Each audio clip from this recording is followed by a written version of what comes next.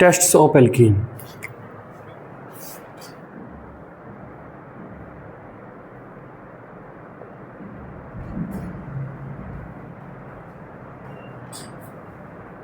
Tests of alkene, तो पहला लिखिए ब्रोमीन वाटर टेस्ट।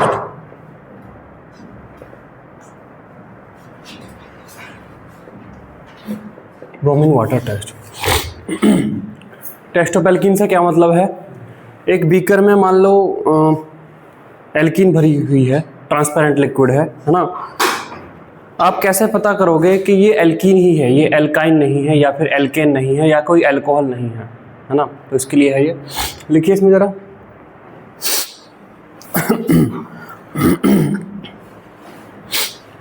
देखिए, अगर आप एक एल्कीन लेते हैं RCH double bond CH R- एक एल्कीन है। आप अगर इसकी रिएक्शन कराते हैं ब्रोमीन वाटर के साथ Br2, H2O, ब्रोमीन का वाटर में सॉल्यूशन बन जाता है, ठीक है। तो इसका डार्क ब्राउन कलर है। इसका कैसा कलर है? कैसा कलर है इसका? तो बोल क्यों नहीं रहे हैं? इसका डार्क ब्राउन कलर है। रिएक्शन होती है, रिएक्शन होने के बाद क्या बन जाएगा बताओ जरा।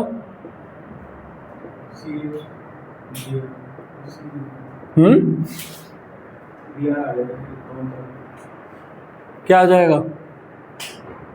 क्या आ जाएगा? हाँ तो बोलो। यहाँ पर Br आ जाएगा, यहाँ पर Br आ जाएगा, और साथ में आपका ये बन जाएगा RCH Br, और यहाँ पर आपका CH, और यहाँ पर आपका OH, और यहाँ पर आपका R। दोनों का ही क्या है? आपका कलरलेस है। दोनों क्या है? आपके कलरलेस है। तो अगर कोई सब्सटेंस ब्रोमीन वाटर के डार्क ब्राउन कलर को डीकलराइज कर देता है, अगर कोई सब्सटेंस ब्रोमीन वाटर के डार्क ब्राउन कलर को डीकलराइज कर देता है, तो आपका क्या हो सकता है? एल्कीन हो सकता है ना। वो आपका क्या हो सकता है? एल्कीन हो सकता है। नोट करके कुछ पॉइंट लिखेंगे, पहले ये लिखिए।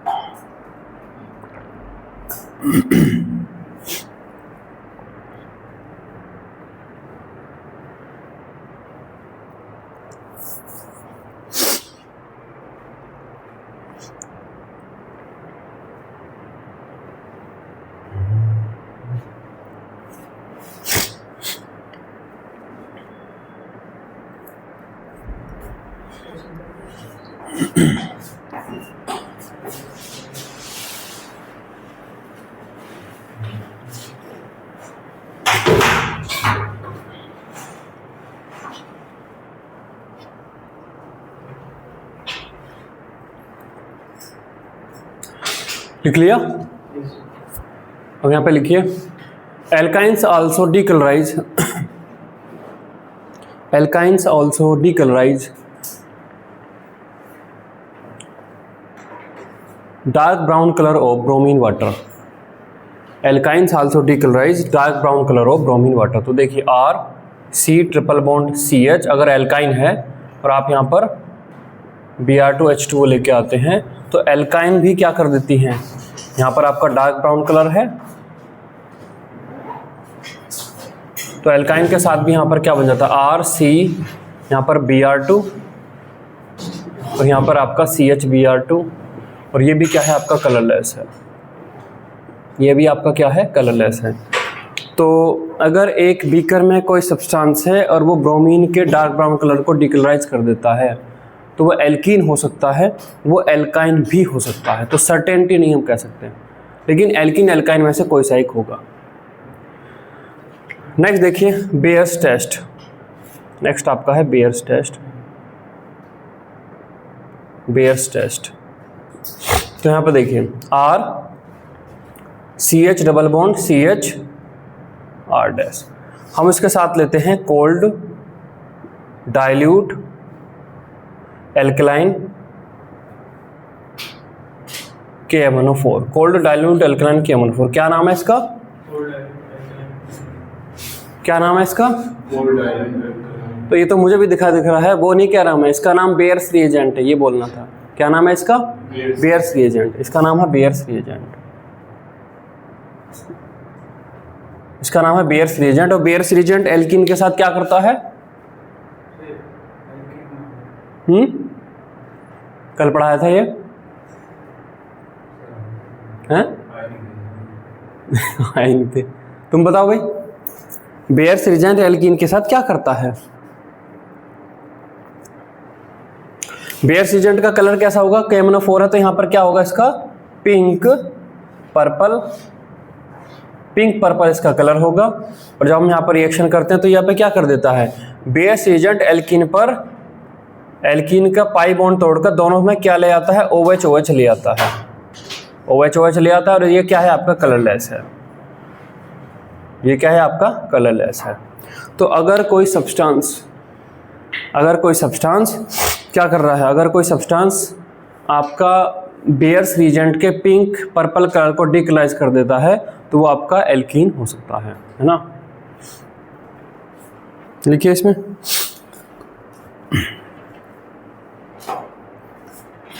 नोट करके एक पॉइंट लिख लेंगे यहां पर।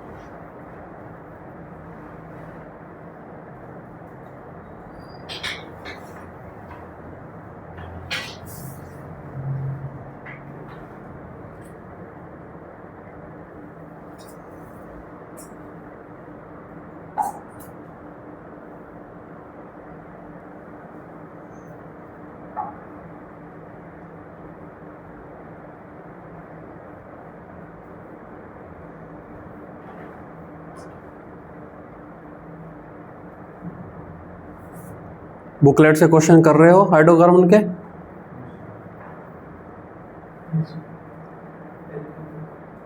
कहाँ तक किए? एल्कीन तक कर लिए तुमने? एल्केन तो जरा सी हैं, 2-4 पन्ने में तो क्वेश्चन ही होंगे 15-20। कितने क्वेश्चन मिले? 20 होंगे ज़्यादा। एल्कीन खत्म हो गया आज।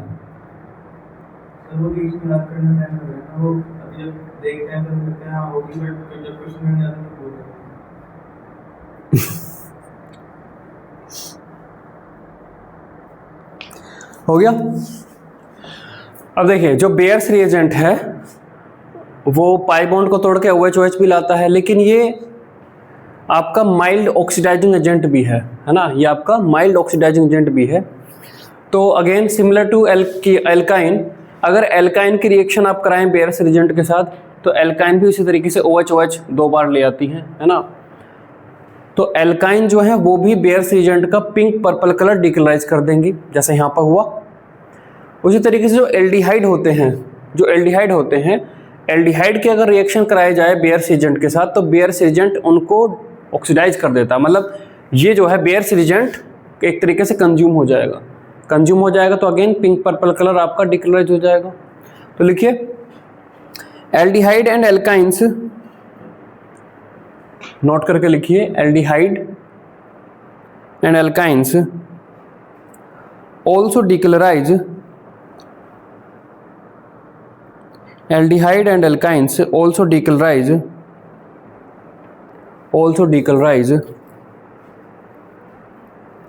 Bayer's reagent also decolorize Bayer's reagent pink purple color, also decolorize Bayer's reagent pink purple color, pink purple color, pink purple color। ठीक है, चलिए ये लिखा नहीं क्या कभी ये?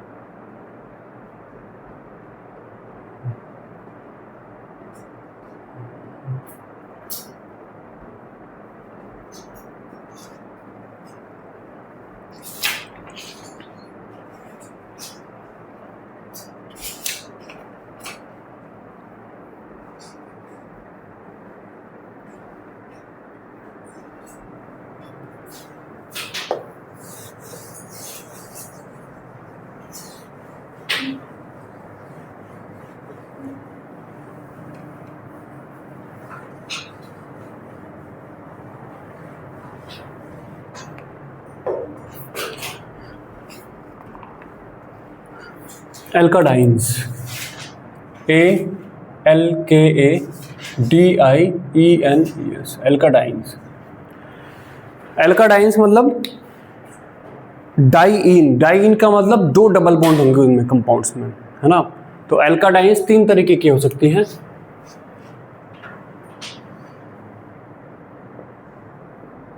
Can be of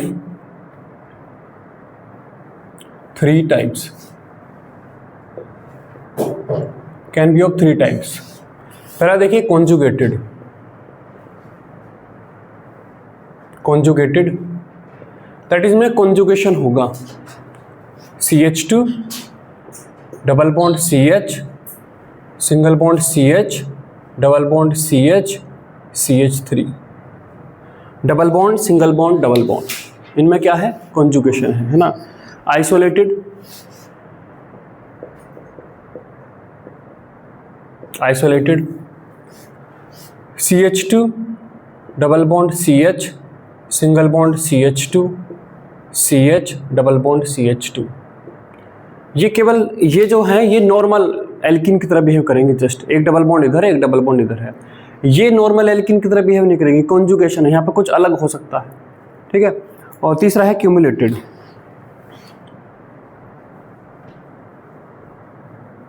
cumulated CH2 double bond C, double bond CH, CH2, CH3, ये है ना।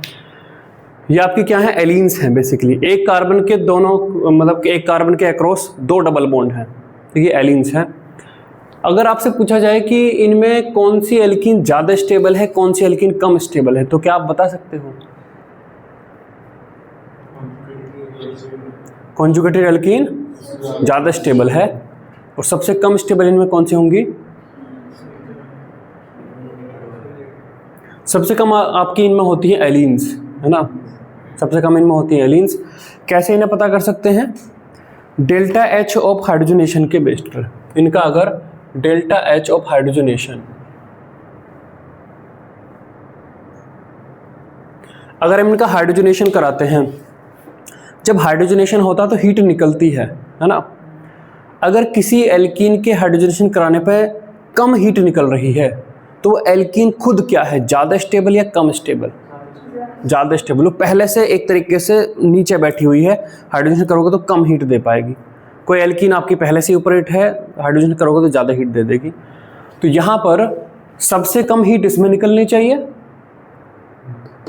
सबसे ज़्यादा हीट इसमें निकलनी चाहिए और बीच में इसमें होना चाहिए। तो डेल्टा एच का डाटा हम यहाँ पर देखें तो डेल्टा एच आता है यहाँ पर -230, डेल्टा एच यहाँ पर आता है -230 किलो जूल पर मोल। इसके एक मोल का अगर हाइड्रोजनेशन करते हैं, यहाँ पर एच लेके आते हैं HH, यहाँ पे HH, तो 230 किलो जूल हीट निकलती है।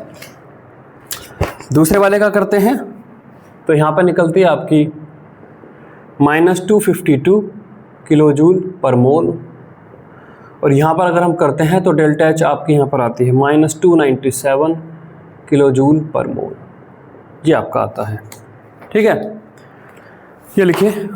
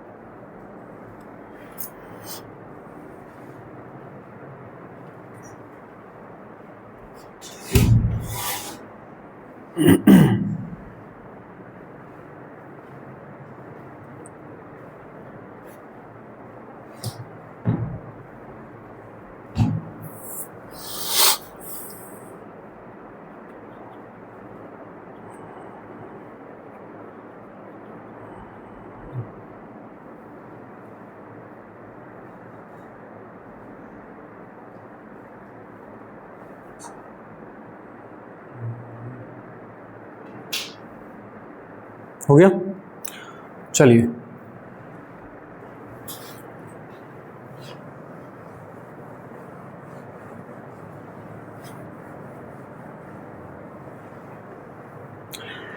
एडिशन ऑफ HX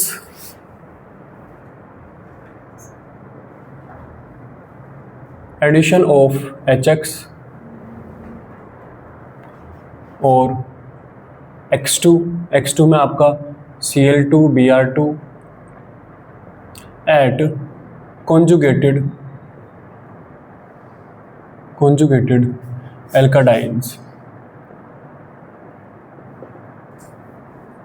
तो यहाँ पर देखिए मान लो हमने यहाँ पे लिया हुआ है CH2 double bond CH single bond CH double bond CH2, इसका नाम है ब्यूटा 1,3 डाइईन, BUTA 1,3 डाइईन। ये ब्यूटा 1,3 डाइईन है। ये कार्बन को मैं असाइन कर देता हूँ, ये 1 है, ये 2 है, ये 3 है, ये आपका 4 है। HX का एडिशन करते हैं तो जो HX का एडिशन है वो दो तरीके से हो सकता है, एक लो टेम्परेचर पर, एक हाई टेम्परेचर पर। तो HX का हम यहाँ पर एडिशन कर रहे हैं और HX का एडिशन -78 डिग्री सेंटीग्रेड पर, और HX का एडिशन हम यहाँ पर कर रहे हैं और HX का एडिशन है 40 डिग्री सेंटीग्रेड पर। -78 ही क्यों चूज किया, -78 ही क्यों चूज किया, -50, -60, -70 क्यों नहीं चूज किया?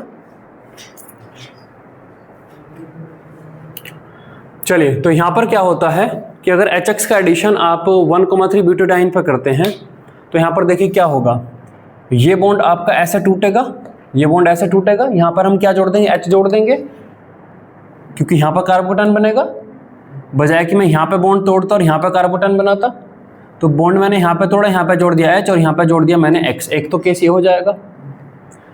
दैट मीन्स ये CH2, यहाँ पे मैंने H जोड़ दिया और आपका यहाँ पर सिंगल बॉन्ड CH मैंने यहाँ पे जोड़ दिया आपका X, और यहाँ पे फिर आपका CH डबल बॉन्ड CH2। एक केस और इसमें हो सकता था, जब यहाँ पर कार्बोकेटाइन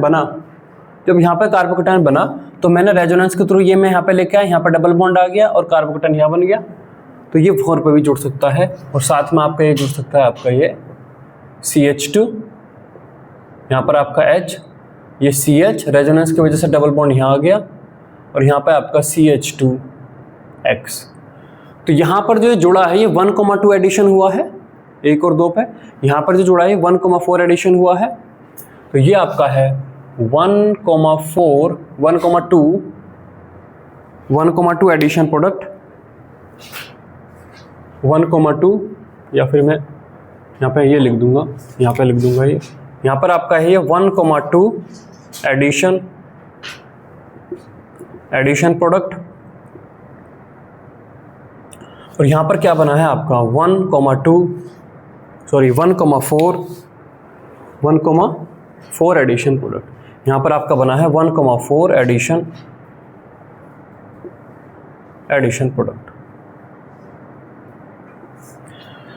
जो 1,2 एडिशन प्रोडक्ट होता है उसे बोलते हैं KCP, kinetically controlled product, KCP, और इसे बोलते हैं थर्मोडायनेमिकली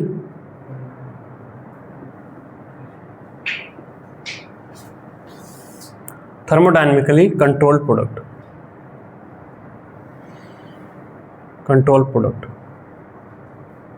इसे बोलते हैं TCP।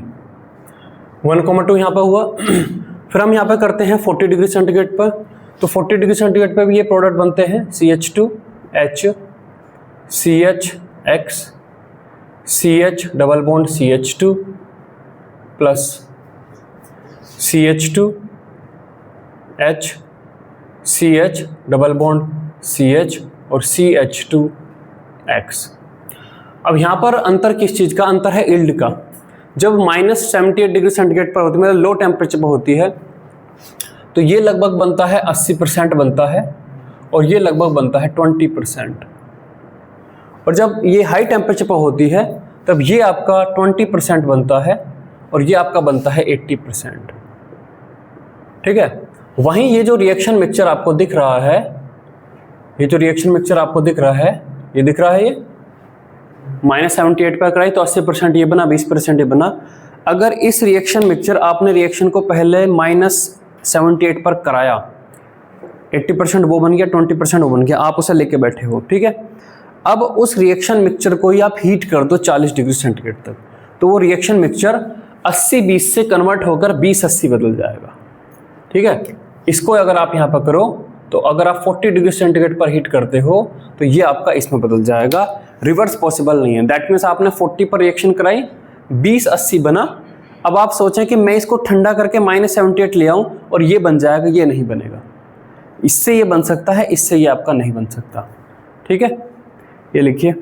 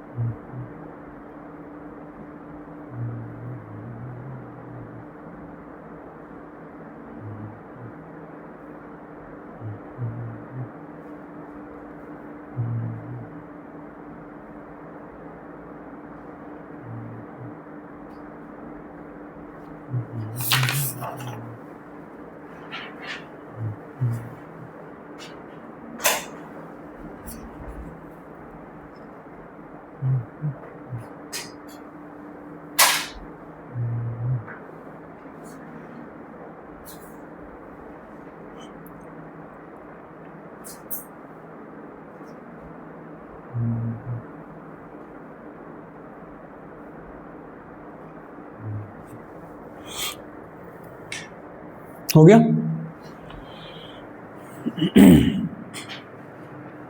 तो यहाँ पर देखिए ये लिख लिया सबने। उसी तरीके से x2 का एडिशन करते हैं तो यहाँ पर आपका x2 लिख देंगे हम, और जहाँ पर HH दिख रहा है वहाँ पर x आ जाएगा, बस इसमें इतना ही अंतर है।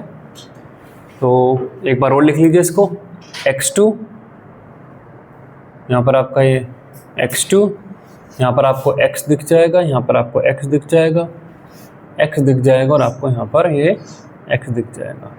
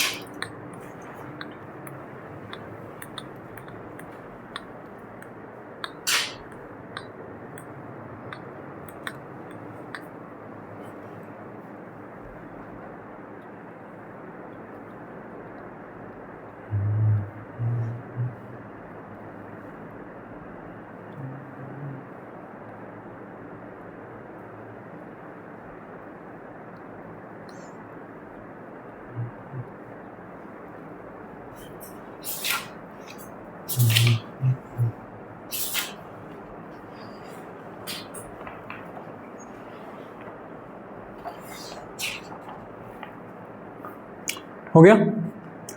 चलिए अब देख लिया सबने ये।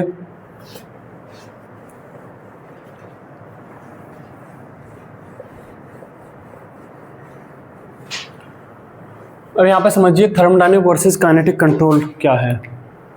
थर्मोडायनेमिक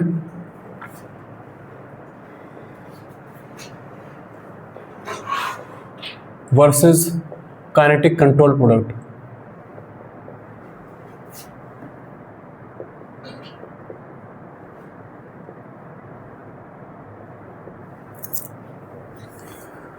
देखिए ये तब होता है जब ये केस होता है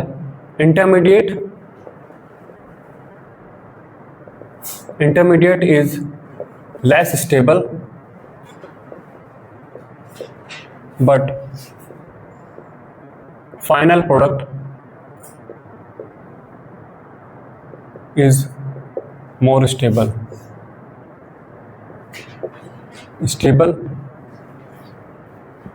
and intermediate is more stable but final product is less stable कल देखा था ना आप, इसमें देखिए यहाँ पर ध्यान से, जो एल्काडाइन बना है, जो 1,2 एडिशन प्रोडक्ट बना है, 1,2 एडिशन प्रोडक्ट का कार्बोकेटाइन क्या रहा होगा? CH3 CH प्लस कार्बोकेटाइन, फिर CH डबल बॉन्ड CH2, है ना। अगर आप यहाँ पर देखें तो यहाँ पर आपका ये रहा है CH3 मतलब CH2 डबल बॉन्ड CH, यहाँ पर आपका ये CH डबल बॉन्ड CH2। आपने पहले H प्लस का एडिशन यहाँ पर किया, H प्लस का एडिशन करने के बाद आप ये बना के लेके आए CH3 CH plus CH double bond CH2, ये बना के लेके आए। ये जो कार्बोकेटाइन है क्या रेजोनेंस के थ्रू दूसरे कार्बोकेटाइन में बदल सकता है? हाँ देखिए ऐसे बदल सकता है। ये आपका ये इधर आ जाएगा और ये बदल जाएगा CH3 CH क्या हो गया यहाँ पे CH डबल बॉन्ड CH और यहाँ पर आपका CH2 प्लस। ये इंटरमीडिएट 1 है, ये इंटरमीडिएट 1 है और ये इंटरमीडिएट 2 है, ये इंटरमीडिएट 2 है। बताइए इनमें से कौन सा ज़्यादा स्टेबल है? फर्स्ट वाला। कैसे? हाँ, इसके पास रेजोनेंस रेजो प्लस हाइपर कंजुगेशन है,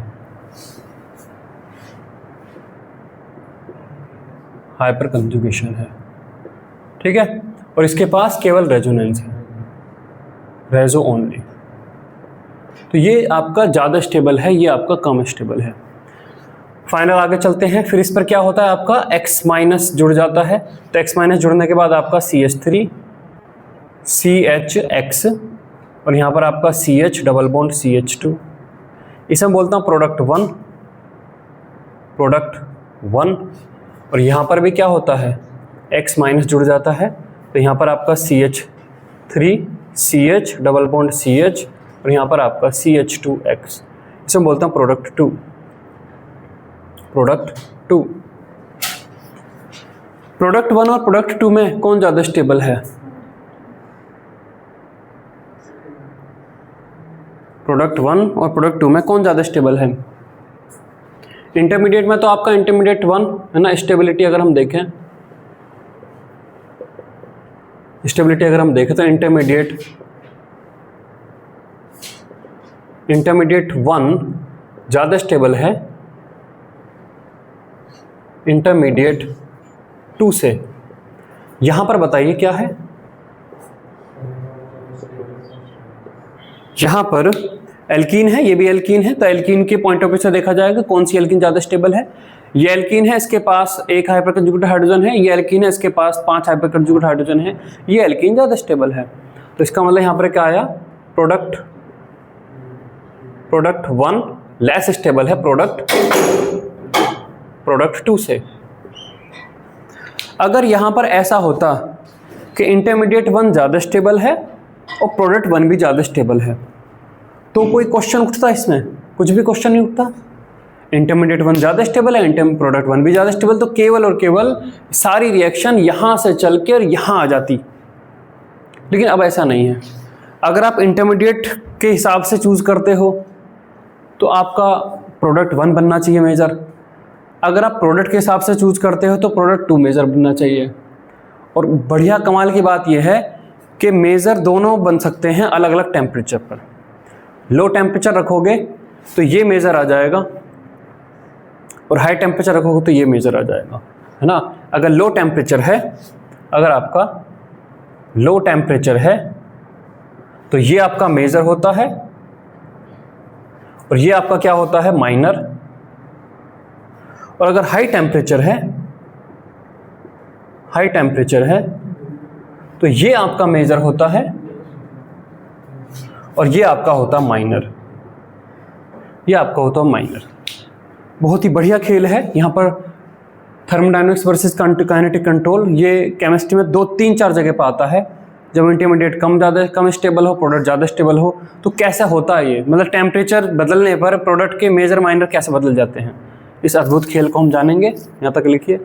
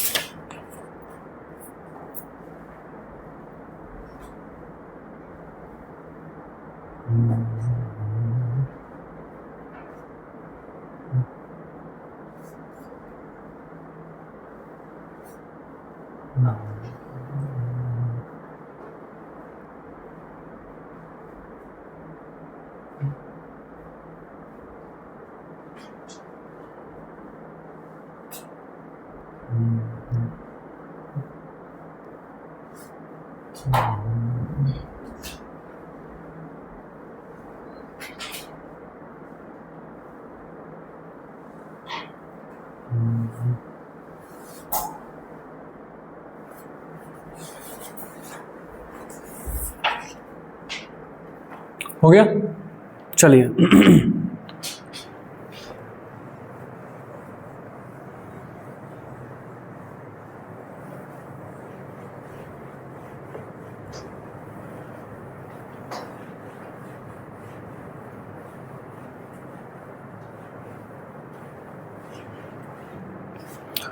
तो देखिए पहले आपके पास ये है CH2 double bond CH single bond CH double bond CH2।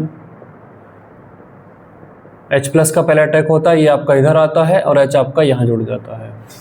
ठीक है, तो आपका बना ये, आपका बना CH3 CH plus CH double bond CH2। ये रेजोनेंस करके ये इंटरमीडिएट 1 है ना, ये आपका इंटरमीडिएट 1 है, ये ज़्यादा स्टेबल है। ये रेजोनेंस के through CH3 CH double bond CH और आपका यहाँ पर CH2 प्लस ये बना लेता है, ये इंटरमीडिएट 2 है, इंटरमीडिएट 2 है।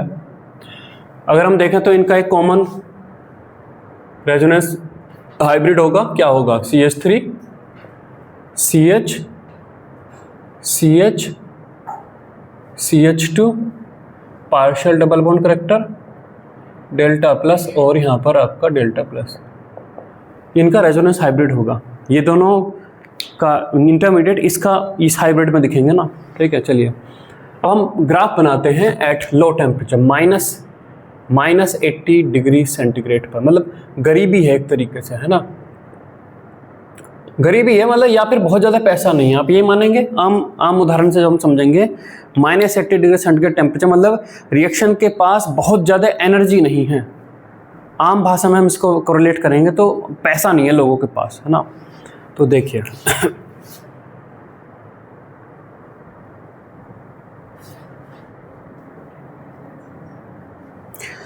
यहाँ पर रिएक्शन कोऑर्डिनेट रहेगा, रिएक्शन जैसे जैसे प्रोग्रेस कर रही है, यहाँ पर एनर्जी है,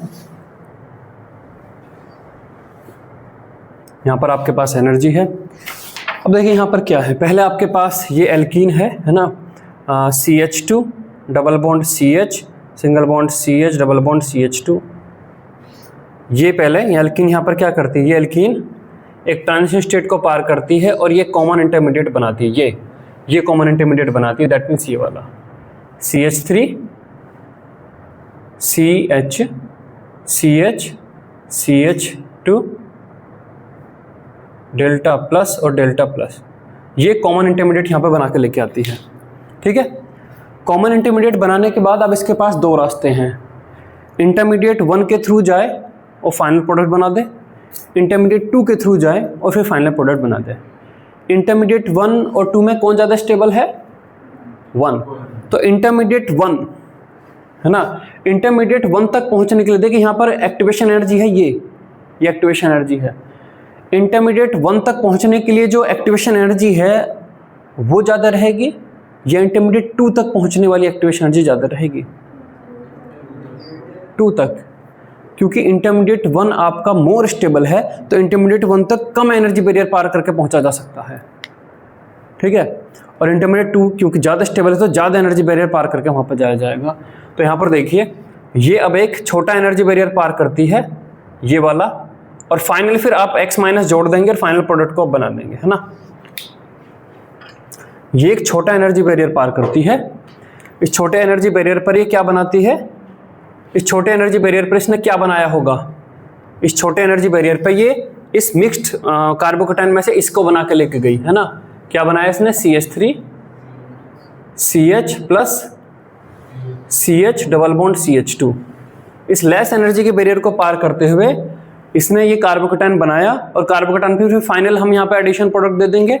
फाइनली यहाँ पर क्या हुआ, फाइनली यहाँ पर आपका x माइनस हम जोड़ देंगे तो फाइनली इसने ये प्रोडक्ट बनाया CH3 CHX और यहाँ पर आपका CH डबल बॉन्ड CH2, ये इसने बनाया और ये आपका है 80% है ना। ये बेसिकली ऐसा देखिए, ये इसने प्रोडक्ट बनाया, इसे हम बोलते हैं प्रोडक्ट 1 है ना,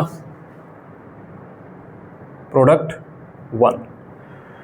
अब दूसरा रास्ता भी ऑप्ट कर सकती है कि ज़्यादा एनर्जी बैरियर का क्रॉस करके और ये जो है यहाँ से हायर एनर्जी बैरियर को क्रॉस करेगा और फिर जो है फाइनली जो है ये प्रोडक्ट बनाएगा। और ये प्रोडक्ट ऑब्वियस है कि ज़्यादा स्टेबल है तो मैं नीचे दिखाऊंगा, यहाँ पर आएगा ये है ना। यहाँ पर क्या इसने इसे यहाँ पर कौन सा इंटरमीडिएट को इसने बना के लेके गया है, ये बना के लेके गया इसको CH3 CH double bond CH और यहाँ पर आपका CH2 प्लस। लेकिन फाइनल इसने क्या प्रोडक्ट बनाया, ये बनाया CH3 CH double bond CH और आपका CH2X, ये बनाया, ये मोर स्टेबल प्रोडक्ट है, ये आपका है प्रोडक्ट 2,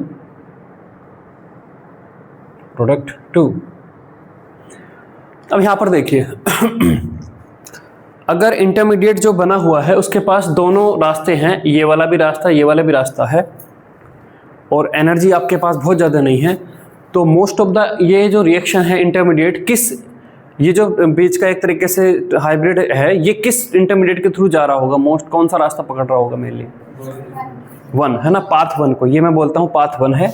ये आपका मान लो क्या है, ये पाथ 1 है और ये आपका पाथ 2 है, पाथ आपका है ये 2, ये इसको पकड़ रहा होगा, ठीक है, ये इसको पकड़ रहा होगा। That means most of the जो रिएक्शन है वो इस रास्ते से आपकी जाती है और कम रिएक्शन आपकी इस रास्ते से जाती है। दैट मीन्स 80% जो रिएक्शन है आपकी इस रास्ते से जा रही है तो 80% आपको ये बना और 20% आपके इस रास्ते से जा रही है तो 20% आपको ये मिला, ठीक है। दैट मीन्स अब यहाँ पर चलिए ठीक है, अभी ये बनाइए, फिर हाई टेम्परेचर वाला हम यहाँ पे जानेंगे।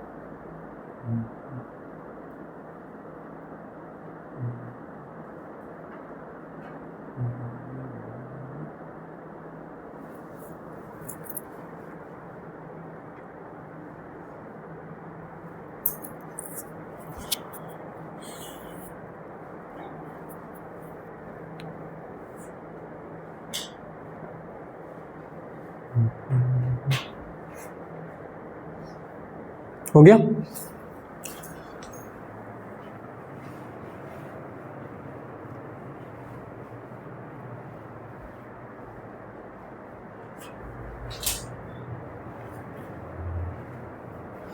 यहाँ पर ये पाथ केवल एक ही डायरेक्शन में है, ये दोनों पाथ एक ही डायरेक्शन में है, तो बोथ पाथ वन आपका क्या है? पाथ वन आपका क्या बोला जाएगा? इर्रिवर्सिबल। पाथ वन आपका इर्रिवर्सिबल है और पाथ टू आपका क्या है? वो भी आपका इर्रिवर्सिबल है, वो भी आपका इर्रिवर्सिबल है। ये समझ में आ गया? चलिए अब एक आम उदाहरण से इसको देखते हैं। ये बड़ा ही एक कॉमन लाइफ वाला टाइप का एग्जाम्पल है ना? कई बार होता है ना भाई, इस एग्ज़ाम को पास करना तो आसान है लेकिन लगने वाली नौकरी बहुत बढ़िया नहीं है। इस एग्ज़ाम को पास करना मुश्किल है लेकिन लगने वाली नौकरी बढ़िया है। सेम कॉमन लाइफ का एग्जाम्पल है ये परफेक्ट कॉमन लाइफ के एग्जाम्पल को सेट करता है। अगर कोई ऐसा इस एग्ज़ाम को पास करना भी आसान है और कलेक्टर बन जाता आदमी, तो सब ना कर लेंगे उसको, फिर तो कुछ बचा ही नहीं, फिर तो कुछ क्वेश्चन ही नहीं बनता, है ना? हो भाई, यहाँ देखो मान लीजिए एक मोटरसाइकिल, बाजार में दो मोटरसाइकिल, एक कंपनी है वो दो मोटरसाइकिल बेचती है, एक 50,000 की मोटरसाइकिल है और एक 80,000 रुपये की मोटरसाइकिल है। ऑब्वियस है कि 80,000 वाली ज़्यादा ड्यूरेबल होगी, ज़्यादा कंफर्टेबल होगी, 50,000 वाली कम अच्छी है। लेकिन 50,000 वाली बाइक को खरीदना आसान है, 80,000 वाली खरीदना मुश्किल है। ये आसान है, ये मुश्किल है, क्योंकि यहाँ पर कम रेसिस्टेंस है, यहाँ पर ज़्यादा रेसिस्टेंस है। कॉमन समझ में आ रहा है? 50,000 वाली बाइक को खरीदना आसान है लेकिन वो बाइक भी अच्छी नहीं है, और 80,000 वाली बाइक को खरीदना मुश्किल है लेकिन वो बाइक अच्छी है। कॉमन ये बिल्कुल इस पर सेट हो रहा है। कंपनी ने एक ऑफ़र और निकाला हुआ है कि आपने अगर 50,000 वाली बाइक खरीदी और आपको पासंद नहीं आ रही तो आप उसे वापस करके 80,000 वाली भी ले जा सकते हो। अब सिनेरियो 1 कि लोगों के पास ज़्यादा पैसा नहीं है, मतलब लोगों के पास बहुत पैसा नहीं, गरीब टाइप से हैं, मतलब लेकिन बाइक चाहिए, कुछ दूर जाते हैं शहर में काम करने, लेकिन बाइक उन्हें चाहिए लेकिन पैसा नहीं है। तो आप क्या एक्सपेक्ट करते हो? दुकान पे जो लोग जाएंगे तो कौन सी बाइक ज़्यादा बिक्री होगी? 50,000 वाली ज़्यादा बिक्री होगी। अब 50,000 वाली बाइक उन्होंने खरीद ली, है ना, कम रेसिस्टेंस में बाइक उन्होंने खरीद ली, चला के भी देखी, चला के देखा यार उतना मज़ा नहीं आ रहा। उसने ये देखा 80,000 वाली भी चला के देख रखी है, उसमें ज़्यादा मज़ा आता है। तो जिस आदमी ने 50,000 वाली खरीदी है और 80,000 की उसे पता कि बढ़िया है, तो भी वो क्या कोशिश करेगा कि नहीं मैं 50 की वापस दे के और 30,000 और दे के और जो मैं 80 वाली खरीद लूँ? क्या मतलब फाइनल एक तरीके से सिनेरियो क्या बनेगा? लोग पहले बाइक खरीद कर ले गए, 80 लोग बाइक ये खरीद कर ले गए, 20 बाइक ये खरीद के, 80 लोगों ने बाइक चला कर देखी, बढ़िया नहीं लग रही, फिर भी क्या होगा? फिर भी क्या वे 80 वाले 20 वाले की तरफ जाएंगे? नहीं, क्योंकि पैसा ही नहीं है उनके पास। उनके पास पैसा होता तो पहले डिसीजन ले लेते, वो स्ट्रॉन्ग वाला डिसीजन ले लेते। तो फाइनली वे 80 और 20 पे सेटल हो जाएगा। यही फाइनल 80 और 20 के प्रोडक्ट पे आपको प्रोडक्ट दिखेगा। ठीक है, अब दूसरी कहानी बदलते हैं। अब हम टेम्परेचर को हाई कर देते हैं, है ना? टेम्परेचर को हम क्या कर देते हैं? हाई कर देते हैं, 40 डिग्री सेंटीग्रेड कर देते हैं। 40 डिग्री सेंटीग्रेड मतलब अमीरी है, अमीरी है। अगेन अब सब लोग जो है वही कंपनी दूसरे शहर में जाती है और वहाँ पे लोगों के पास ठीक ठाक पैसा है, सेम वही कि भाई ये बाइक है 50,000 की, ये बाइक है 80,000 रुपये की। अगर आप 50,000 वाली बाइक खरीद लेते हो और आपको मज़ा नहीं आ रहा है तो आप उसे रिटर्न करके 80 वाली ले जा सकते हो। वहाँ के लोगों को ऑब्वियस है कि जो चीज़ सस्ती है तो सस्ती पहले ज़्यादा बिकने की चांसेस हैं, है ना?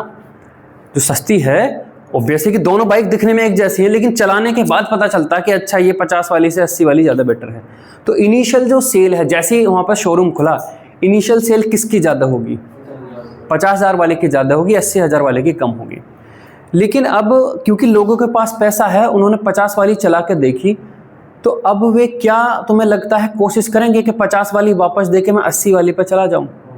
यस। अब यहाँ पर अंतर क्या आता है? अंतर यहाँ पर यह आता है कि शुरू में तो 80 और 20 ही बने, लेकिन अब यहाँ पर होगा क्या? देखिए होगा क्या कि यहाँ पर जब उन्होंने देखा कि नहीं यार ये वाला जो बाइक है उतनी बढ़िया नहीं है, प्रोडक्ट उतना ज़्यादा स्टेबल नहीं है, तो ये वाला जो पाथ है, ये वाला पाथ देख रहे हो, ये वाला पाथ आपका रिवर्जिबल हो जाता है। क्या हो जाता है? ये रिवर्जिबल, ये रिवर्जिबल हो जाता है। मतलब ये वाला जो पाथ है, जो छोटे वाला पाथ है, चूज कर सकता है, दोनों डायरेक्शन में चल सकता है। तो जब आपने 50 वाली बाइक खरीदी और चला कर देखी कि यार इसमें इतना मजा नहीं आ रहा, और आपके पता आपके पास पैसे हैं, आप गए ले भाई इसमें मजा नहीं आ रहा, ये पकड़ बाइक, थोड़े और पैसे पकड़ और मुझे 80 वाली दे। जब 80 पे आप चाहते हो तो फिर फाइन, वहां तो सेटल हो ही जाते हो क्योंकि आप वहां तक पहुंच चुके थे, है ना। तो यहां पर क्या होता है कि ये कॉमन इंटरमीडिएट है। कॉमन इंटरमीडिएट से आपने ये बनाया, पहले वाले केस में तो उसके पास इतनी एनर्जी नहीं कि इतने बड़े एनर्जी बैरियर को यहाँ से जा रहे हो, देख रहे हो, यहाँ से वापस यहाँ पहुंचने के लिए इतना बड़ा एनर्जी बैरियर पार करना पड़ेगा कि इतने बड़े एनर्जी बैरियर को पार करके यहाँ जाएं और यहाँ से फिर इस इंटरमीडिएट को बनाकर यहाँ पहुंचे। लेकिन जब आप टेम्परेचर करते हो हाई, तो इनिशियली ये आपके 80 और 20 में बने, लेकिन जो 80 वाला है अब टेम्परेचर हाई है तो ये इस एनर्जी बैरियर को पार करके वापस यहाँ पे पहुंच सकता है, और यहाँ पे जाने पे फिर ये मोर स्टेबल वाले को पार कर सकता है ना। तो होता क्या है, इनिशियली ये 80-20 में बनता है, लेकिन 80 वाला जो मिक्सचर है डिसाइड कर सकता है वापस कॉमन इंटरमीडिएट पे जाकर, और फाइनल इस वाले पे जा सकता है। तो ये 80-20 बना, लेकिन वापस इक्विलिब्रियम में जा जाकर फिर फाइनली ये मोनोलिनियर प्रोडक्ट फिर इधर आ जाता है।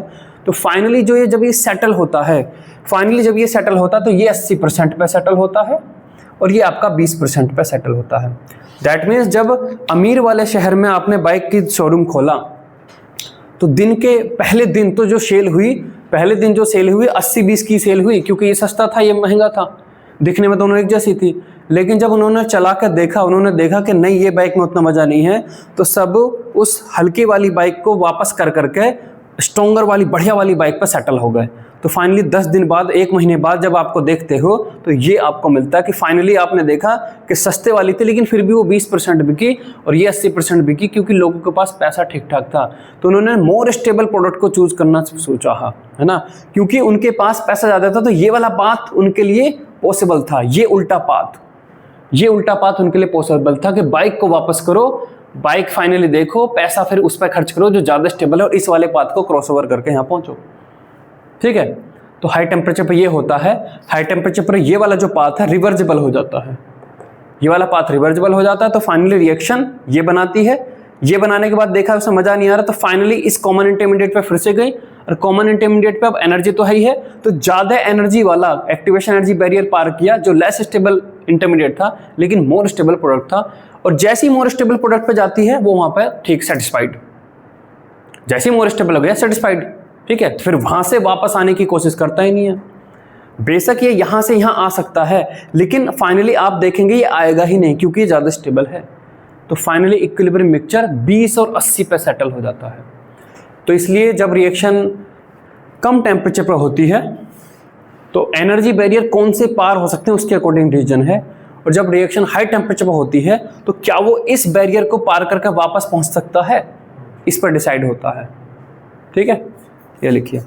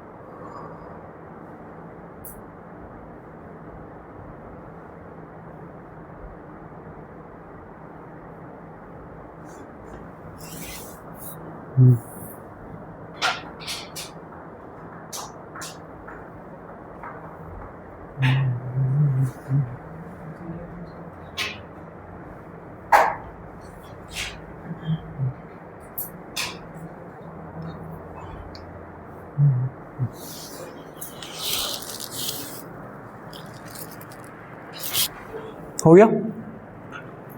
चलिए आगे बढ़ते हैं।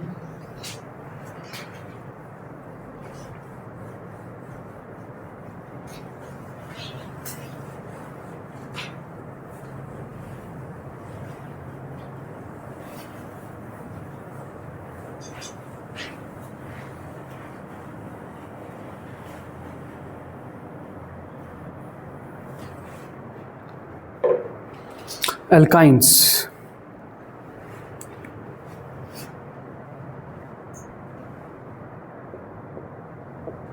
Methods of preparation.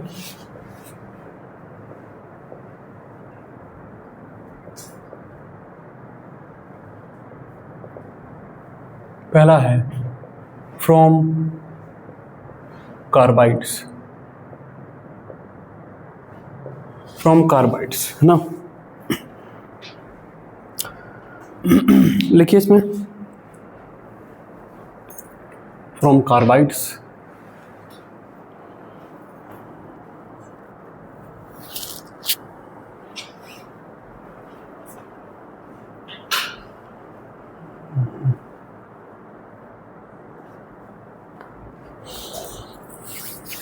Carbides like CaC2, carbides like CaC2,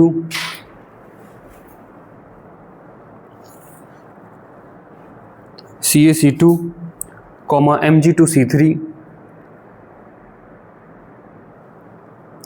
CaC2, Mg2C3 on reaction with water form alkynes। तो देखिए CaC2, तो CaC2 बेसिकली क्या है, Ca2 प्लस है और साथ में आपका ये C triple bond C minus और माइनस ये है, ठीक है। ये होता है CaC2। आप इसकी रिएक्शन करते हैं H2O के साथ तो आपको ये मिलता है, आपको मिलता है H C triple bond CH और साथ में आपका CaOH ट्वाइस ये मिलता है। ये एसिटिलीन है, ये आपकी है एसिटिलीन, है ना। आपने वो देखा कि केलों को पकाने के लिए, आम को पकाने के लिए वे जनरली बोलते हैं कार्बेट, कार्बेट से पकाए हुए हैं। ये कार्बेट नहीं है, वो कार्बाइड है। वो तो उन्होंने बिगाड़ के कार्बेट कर दिया है, ज़्यादा आसान लग रहा है बोलने में। कार्बेट कुछ नहीं होता, कार्बाइड होता है। तो करते क्या हैं, जो कच्चे फल हैं, कच्चे फल जो एल्कीन और एल्काइंस होती हैं, जो एल्कीन और एल्काइंस होती हैं वे राइप फ्रूट्स को पका देती हैं। तो करते क्या है, इसका ढेर बनाएंगे, केलों का एक ढेर बनाया और कैल्शियम कार्बाइड का पाउडर लिया और पाउडर ऐसे उस पर छिड़क देते हैं, उसको कवर कर देते हैं। तो ऑब्वियस है कि कच्चे फ्रूट्स हैं, वहाँ पे मॉइस्चर वगैरह तो होगा ही होगा, तो धीरे धीरे वहाँ पे एसिटिलीन बनती रहती है और एसिटिलीन जो है फिर कच्चे फलों को पका देती है ना। सेम चीज़ आपने यहाँ पे देखी होगी जो गैस वेल्डिंग करते हैं। एक तो होती है बिजली के साथ वेल्डिंग, ट्रांसफार्मर रहता है उसमें वो स्टेप डाउन वाला। एक रहती है आपकी गैस वेल्डिंग, जिसमें एक एलपीजी का सिलेंडर, जिसमें एक जो है एक लंबा सा एक तरीके से सिलेंडर रहता है, ऑक्सीजन का सिलेंडर रहता है, और साथ में एक बड़ा सा ड्रम रहता है, पानी वानी सा उसके आसपास में वाइट वाइट सा बिक रहता है, वहाँ से एक पाइप आता रहता है ना। तो वो एसिटिलीन रहती है। उस बड़े से कंटेनर में क्या करते हैं, उस बड़े से कंटेनर में कार्बाइड और वाटर के रिएक्शन कराते हैं, जिससे एसिटिलीन बनती है। और एसिटिलीन जो होती है वो ऑक्सीजन के साथ फिर जलाने पर हाई टेम्परेचर का फ्लेम बनाती है, 2500 डिग्री सेंटीग्रेड का फ्लेम बनाती है, जिससे कि आपकी गैस वेल्डिंग होती है। उससे आप गैस वेल्डिंग कर सकते हो या मेटल कटिंग कर सकते हो। हाई टेम्परेचर का फ्लेम है, उससे आप 2 मेटल की शीट को कट कर सकते हो। तो नेक्स्ट देखिए, मैग्नीशियम कार्बाइड के साथ Mg2C3। Mg2C3 आपका क्या है, 2 टाइम्स ऑफ Mg2 प्लस है, और साथ में आपका क्या है यहाँ पर C3 माइनस, और यहाँ पे आपका C triple bond C minus, ये आपका है। ठीक है, आपका ये है।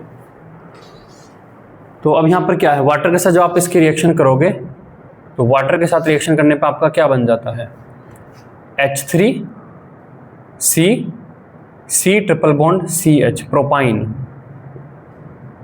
प्रोपाइन बन जाता है, प्लस आपका यहाँ पर MgOH ट्वाइस, ये आपका बन जाता है।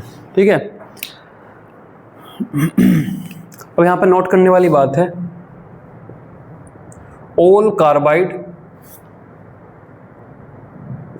all carbides on reaction with water does not form alkynes। सारे कार्बाइड पानी के साथ रिएक्शन करने पे एल्काइंस नहीं बनाते हैं, कुछ एल्केन भी बनाते हैं। जैसे देखिए Al4C3,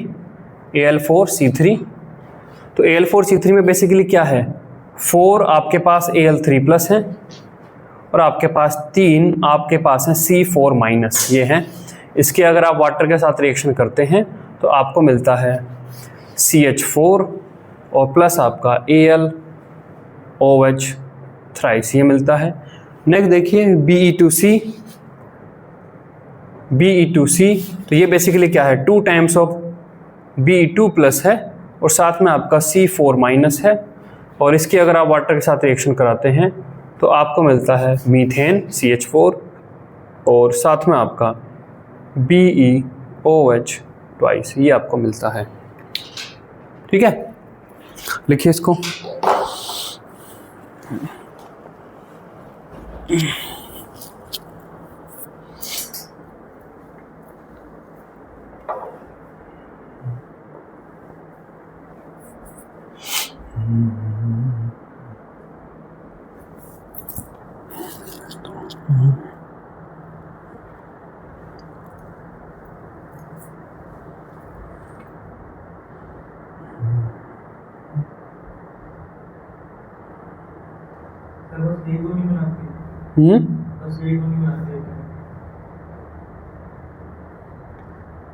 नहीं, मैं तो ये कह रहा हूँ कि सारे कार्बाइड एल्काइन नहीं बनाते, कुछ कार्बाइड एल्केन भी बनाते हैं। तो ये नहीं कि कहीं पे भी कार्बाइड देखा तो नहीं बस एल्काइन बन जाएगी। एल्काइन बनाने वाले 2 एग्जाम्पल मैंने लिख दिए और मैंने कुछ वे एग्जाम्पल लिख दिए जो एल्काइन नहीं बनाते। तो कोई भी अननोन कार्बाइड देखो, पानी के साथ रिएक्शन करो तो श्योर नहीं हो जाना कि एल्काइन ही बनेगा, कुछ और भी बन सकता है। ये फेमस एग्जाम्पल है जो घुमा फिरा के क्वेश्चन इन्हीं पे ही बनाएगा। तो ये आपको चारों केस पता होने चाहिए।